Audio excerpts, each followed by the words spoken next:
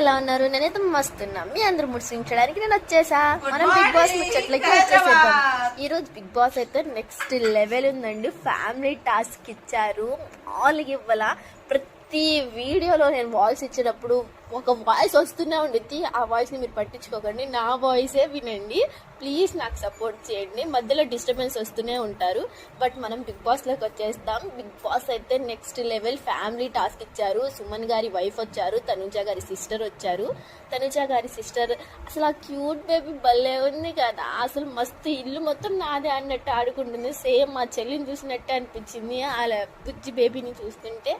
మనం ఎలిమినేషన్లో చూసేస్తే ఇమ్ము టాప్ 1లో ఉన్నారు. నేను ఇప్పుడు దాకా వీక్స్లో రాలేదు కదా ఏమవుతుంది అనుకున్నాం, బట్ టాప్ 1లో ఉన్నారు.